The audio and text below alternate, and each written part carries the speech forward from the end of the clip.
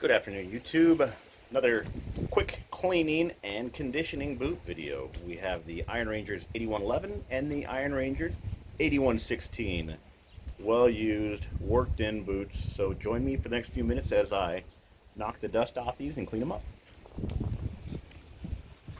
I've made a handful of these videos of both the 8111s here and these 8116 Iron Rangers. These have kind of been my go-to boots for a long time now. Both these boots I bought new. The Iron Ranger here, the 8111s, I purchased directly from the factory as factory seconds, and they have the little pinhole in there telling you that they're factory seconds, so you can't return them. These 8116s were, I don't know when it was, a Nordstrom sale, I believe. They're like $100 off or something. I have yet to pay full price for any of these boots. These waxed laces are really in there. I have a video on how I made these waxed laces. They've held up pretty well. Just some Amazon laces that I waxed with just some straight beeswax, and it holds everything together. So, do a little before and after. These have been sent back to Leather Sniffer on Instagram.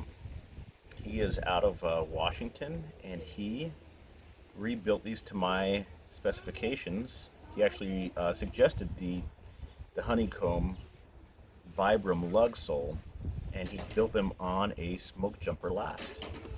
The true smoke jumper will have a leather shank. This one still has the steel shank in it. And this is just the original Vibram.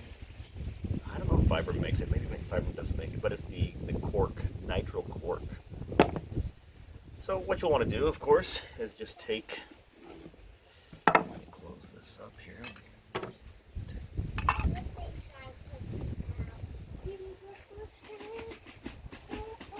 Just want to clean them up.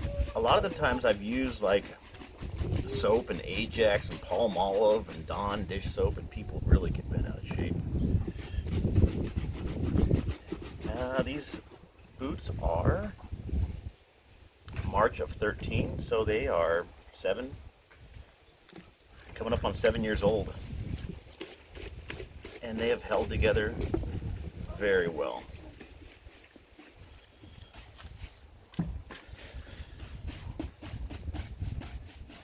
They have all but lost their, what is it called, amber harness color. Well, maybe right up in there, kind of. It's a pull-up leather, so it still has some of it, that those natural pull-up. My understanding, correct me if I'm wrong, is the pull-up is when you do pull up on it, that's my thought, is that you kind of see those oils and everything flex in there, and so that adds for them. I think that's the process of how they make a leather.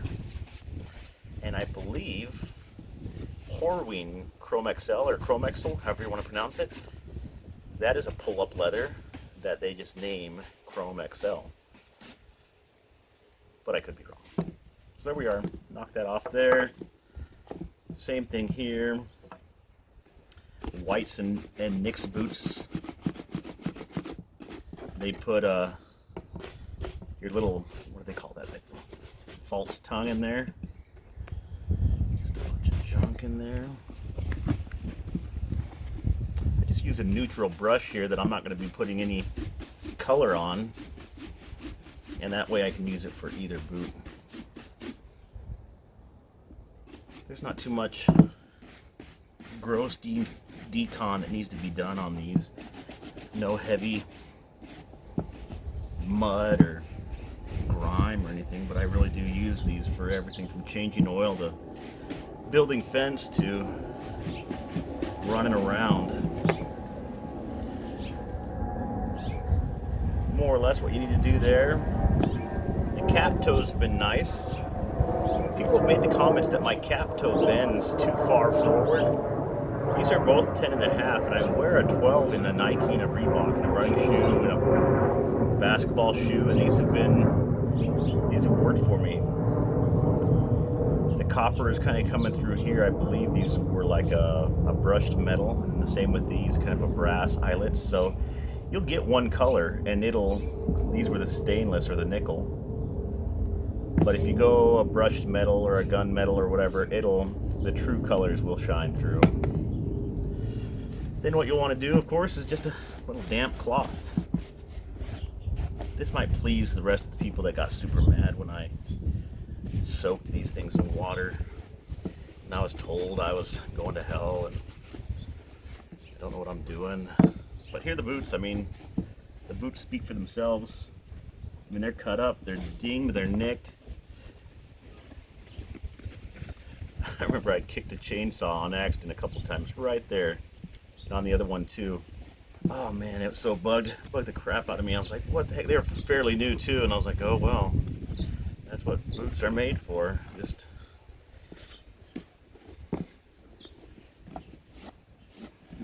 getting the dust out of here. The theory that I go by is that you want to pull off most of what you can, because then when you seal it up again with an oil or a wax or oil-based wax, whatever you want to call it, then it will, you don't want to lock any dirt in there.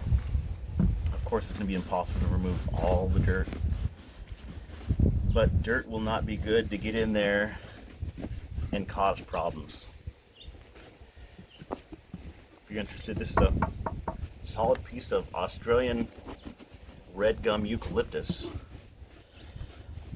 Cut it over a year ago in a neighborhood. They'd knocked down 3 big old trees. But the eucalyptus it grows fast and big. It's probably a 30 or 40 years old tree, and it was 100 feet tall or more. But what they do is they start dropping their branches. So big old branch will come down. And of course, this family had kids, and they did not want a 200-300 pound branch to land on the top of a kid's head.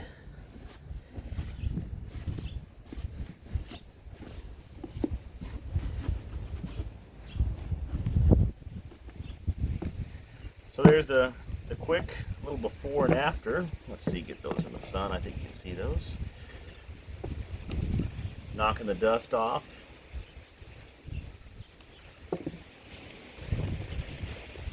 Look at that toe. Isn't that nice right there? Oh. And next up, what we'll do, I provided some of this, some dust got in there. Canadian Beeseal company. Brian at Boot Hunter, he's on Instagram, just Boot Hunter. Really nice guy out of California, San Diego area, up in the mountains, up in the desert. And he and I trade boots a lot, and he sent me one of these Canadian Beeseal company. Love the smell. Coconut oil, beeswax, olive oil, canola oil, lemongrass, tea tree oil, vitamin E. All sourced from local Canadian companies. Good for you guys. It's a lot like the Obanoffs, the consistency, and the smell actually has more of a citrus smell, and I like it. Probably more than I need, but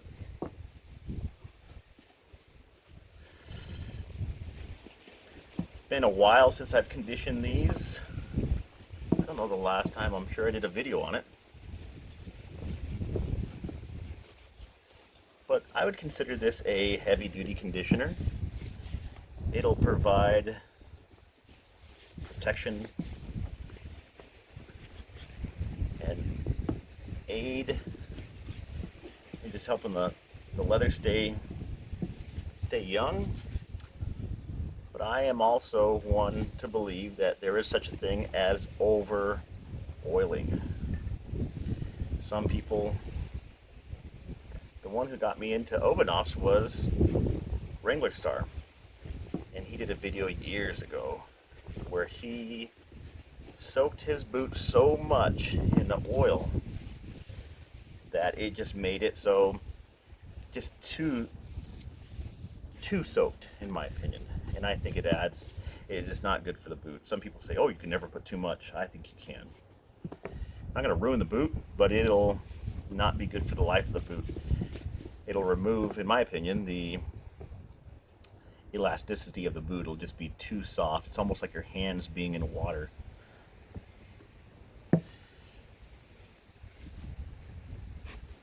These boots too have not had any conditioning for a long time. Light on here.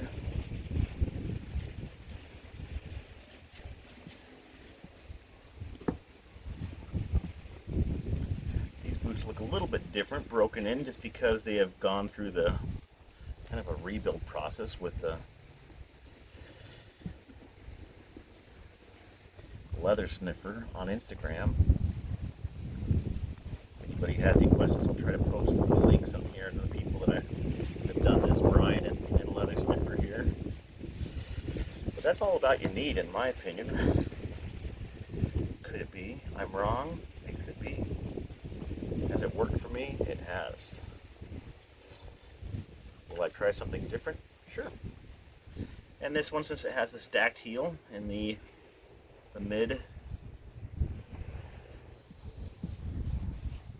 midsole that's leather, just gonna throw some condition on there too.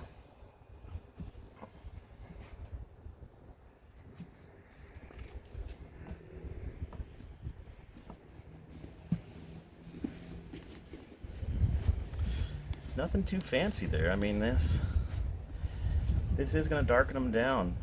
It's not a light oil, so if you're worried about the change in color, then I would be hesitant or test a little area of your boot. There's the before and after.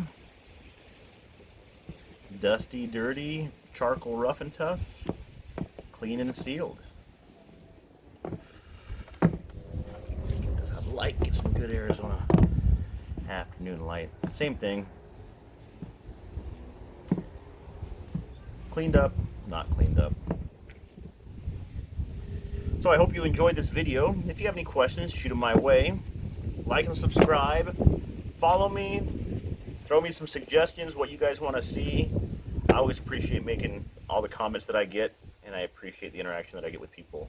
You can follow me on AZ Boot Guy on Instagram. You can also follow me on AZ Meat Guy, do some barbecuing, and Cody Woodworking on Instagram. Those are a bunch of Instagrams that I have. And, of course, here on YouTube. Have a wonderful afternoon. Adios.